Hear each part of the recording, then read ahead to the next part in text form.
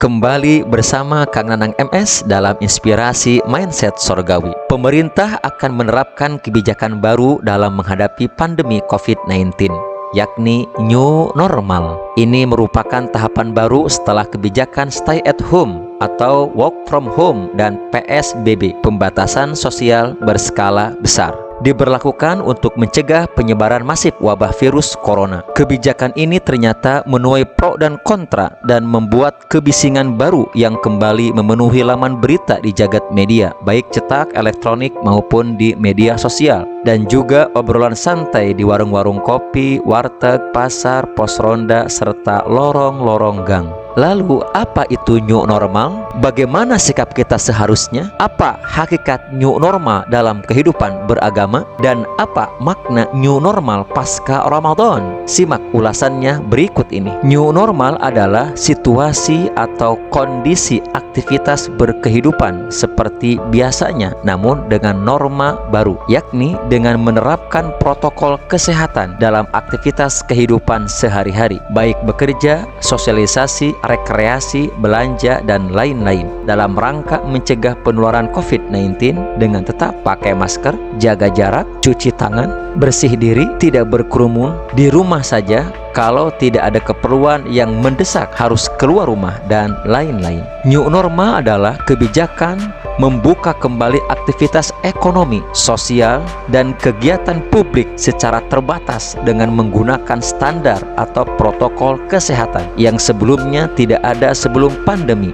Jadi, bukan sekedar bebas bergerombol atau keluyuran. New normal adalah tahapan baru setelah kebijakan Stay at Home atau Work from Home dan PSBB, pembatasan sosial berskala besar, diberlakukan untuk mencegah penyebaran masif wabah virus corona. New normal adalah upaya menyelamatkan hidup warga dan menjaga agar negara tetap bisa mampu dan berdaya menjalankan fungsinya sesuai konstitusi. Jika new normal tidak dilakukan, maka dampak sosial ekonominya tidak akan bisa tertahankan. Kebangkrutan korporasi, selanjutnya ekonomi, akan membawa efek domino kebangkrutan negara. Tidak mungkin seluruh aktivitas ekonomi berhenti tanpa kepastian yang menyebabkan kebangkrutan total, PHK massal, dan kekacauan sosial. Jika aktivitas ekonomi terus berhenti total, maka negara tidak punya pemasukan. Akibatnya negara juga tidak bisa mengurus rakyatnya. Negara dalam situasi pailit menuju kebangkrutan. Untuk memastikan new normal bisa berjalan baik, maka pemerintah harus melakukan upaya yang sistematis, terkoordinasi, dan konsisten dalam melakukan pengawasan publik dan law enforcement. Di dalamnya juga termasuk memperbesar kapasitas sektor kesehatan kita untuk mengantisipasi lonjakan penderita COVID-19. Pemerintah pusat dan daerah akan bersinergi untuk memastikan pemeriksaan kesehatan yang masif, tersedianya sarana perawatan dan peralatan medis, melindungi mereka yang paling rentan melalui penyiapan pengaman sosial yang tepat sasaran dan perlindungan kesehatan. Jadi, new normal diberlakukan dengan kesadaran penuh bahwa wabah masih ada di sekitar kita. Untuk itu, aktivitas ekonomi atau publik diperbolehkan dengan syarat menggunakan protokol kesehatan yang telah ditetapkan. Jadi, bukan sekedar bebas bergerombol atau keluyuran. Namun dari itu semuanya, bagi kita khusus umat Islam, ada yang tidak boleh dikesampingkan, apalagi dilupakan, hanya gara-gara ribut dengan kebisingan pro dan kontra new normal yang akan diterapkan oleh pemerintah. Apa itu? Ya, new normal pasca Ramadan. Fenomena new normal harus kita maknai bahwa kehidupan selama Ramadan harus menjadi kehidupan yang baru setelah Ramadan, bukan sebaliknya. Banyak di antara kaum muslimin yang soleh selama Ramadan, bersemangat beribadah selama Ramadan, tetapi ketika selera, gaya hidup, dan pergaulan tidak tersibgoh dengan karakter Islam dan Ramadan, maka inilah yang membuat mereka kembali ke habitat lamanya. Malas ke masjid, malas baca Al-Quran, malas puasa sunnah, malas qiyamul lail, malas tahajud, malas bersedekah, infak, derma lainnya, malas belajar atau ikut pengajian, yang pada akhirnya kembali kepada gaya hidup atau lifestyle yang hedonis, konsumis, materialis, liberalis, sekularis, bebas sebebas-bebasnya, bahkan kembali melakukan tindakan yang menghalalkan segala cara demi sebuah keinginan nafsu dan selera syahwat. penyelewengan penggunaan anggaran, penyalahgunaan wewenang, pelanggaran terhadap aturan, kecurangan, manipulasi, bahkan korupsi, intoleransi, persekusi, sampai kriminalisasi, penyebaran berita hoaks dan ujaran kebencian. Pasca Ramadan, semua kita harus tersibgoh dengan sibgoh keislaman yang lebih baik dan benar, mulai dari tataran pikiran hingga tatanan operasional atau implementasi di lapangan berupa perkataan, sikap, perilaku, kepribadian, dan perbuatan, atau kita sebut dengan Islamic lifestyle atau gaya hidup Islami. Indikator kesolehan tidak hanya cukup dengan sekedar meraih kesalehan bersifat personal dan individual karena merasa sudah menuntaskan ibadah yang bersifat ritual, personal, dan individual semata, melainkan harus teraktualisasikan dalam kesalehan bersifat sosial dan komunal. Obsesi kesolehannya tidak boleh berbasis obsesi pribadi, tetapi harus dibangun dalam bingkai obsesi kolektif yang dibangun secara bersama-sama di dalam prinsip amal jama'i, teamwork, sinergi, dan kolaborasi. 3 pendekatan yang diajarkan oleh Rasulullah Shallallahu Alaihi Wasallam. Hari ini lebih baik dari hari kemarin, itulah orang sukses. Hari ini sama dengan hari kemarin, itulah orang yang rugi. Dan hari ini lebih buruk dari hari kemarin, itulah orang yang celaka dan binasa. Seorang muslim harus bisa hari ini lebih baik dari hari kemarin. Dengan demikian, kita bisa mengoptimalkan potensi yang kita miliki untuk memproduksi amal produktif. Amal produktif adalah amal yang melahirkan kemaslahatan, kemanfaatan, kebajikan, menghindarkan dari keburukan, kerusakan, kehancuran, kebinasaan, dan itu semuanya membuahkan balasan pahala yang mengalir terus walau dia sudah meninggalkan dunia ini. Namun, amal itu tidak disebut amal produktif, melainkan minimal ada 3 syaratnya. Yang pertama, akhlasuhu, atau yang paling ikhlas dalam niatnya. Niat sangat menentukan amal karena amal itu bergantung pada niat. Innamal a'malu binniyat. Dengan niat kita mampu membedakan apakah ini amal boleh atau amal sunnah atau amal wajib. Dengan niat maka pekerjaan yang kecil akan dinilai efektif dan produktif. Niat tulus ikhlas hanya ditujukan untuk meraih ridho Allah semata. Kedua, aswabuhu, atau yang paling benar cara mengerjakannya dengan mengikuti aturan Allah, aturan Rasulullah, dan ulil amri, atau bahasa manajemennya disebut dengan mengikuti SOP, standar operating procedure.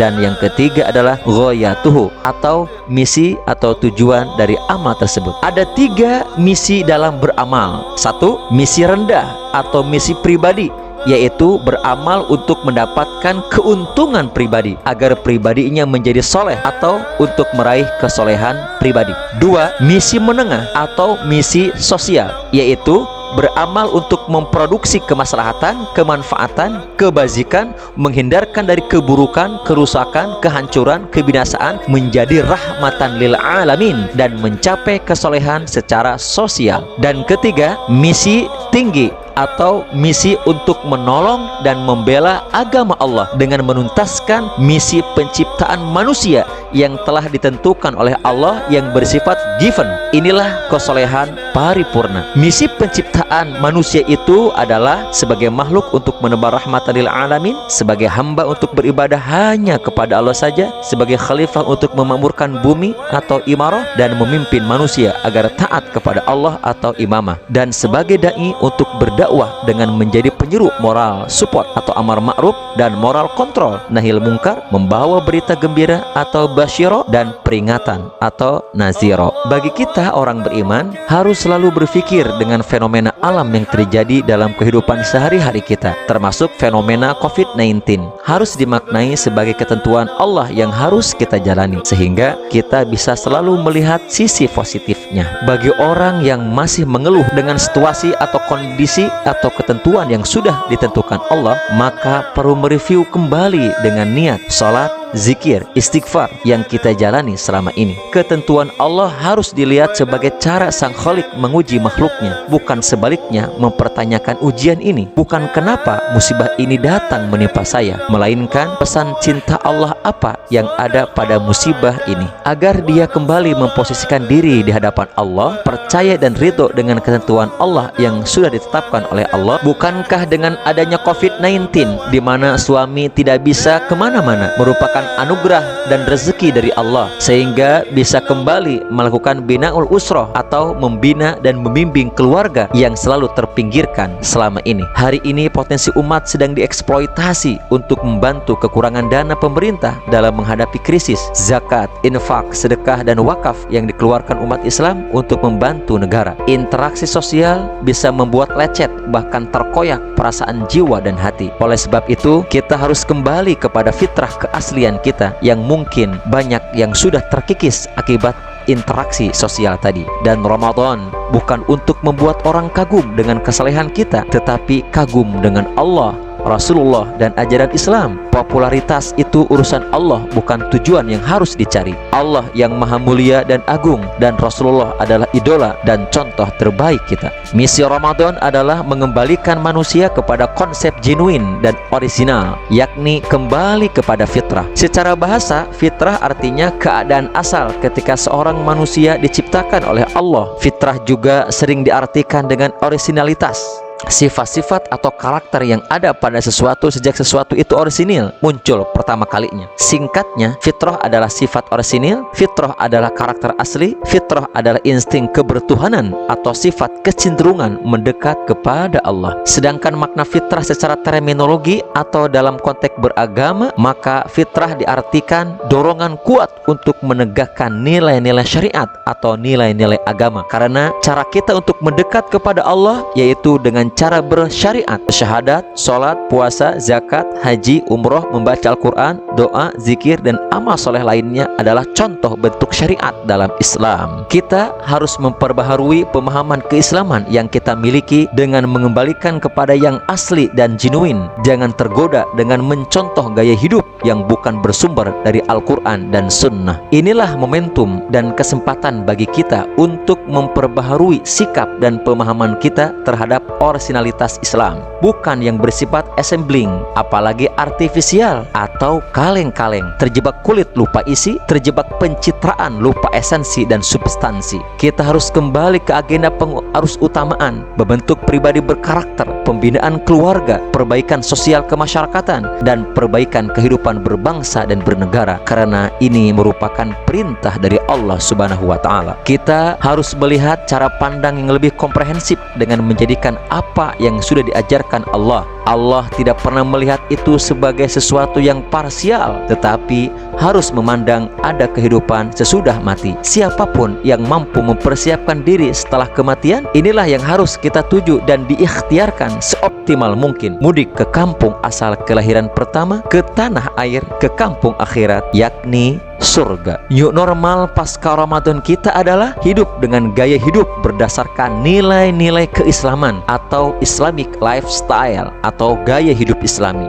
Gaya hidup Islami sudah ada sejak 15 abad yang lalu dan terbukti sebagai solusi hidup yang tepat atas permasalahan hidup manusia karena berdasarkan wahyu, sesuai dengan akal sehat dan sesuai dengan realitas. Contoh gaya hidup Islami adalah dalam hal kebersihan. Islam memandang kebersihan bagian dari iman. Aplikasi dalam kesehariannya adalah minimal 5 kali dalam sehari ketika hendak sholat wajib, mencuci tangan sebelum dan sesudah makan, sebelum dan sesudah tidur. Belum lagi anjuran untuk selalu menjaga wudhu. Itu artinya setiap batal wudhu, setiap itu juga kembali cuci tangan. Kalau hanya jaga jarak, maka tidak hanya jarak yang dijaga, tapi juga pandangan untuk tidak melihat hal-hal yang tidak dibolehkan. Ditambah lagi, setiap keluar rumah diharuskan membaca doa, naik kendaraan membaca doa, dan selama perjalanan dianjurkan berdoa dan berzikir kepada Allah Subhanahu wa Ta'ala. Jadi tidak ada istilah keluar rumah itu berleha-leha tak karuan tanpa jelas keperluan apa yang hendak dicari. Soal masker, bahkan kaum perempuan sudah sejak dulu dianjurkan bercadar ketika keluar rumah. Kaum laki-laki pakai sorban yang bisa digunakan sebagai penutup wajah bila udara atau suhu dirasakan tak baik.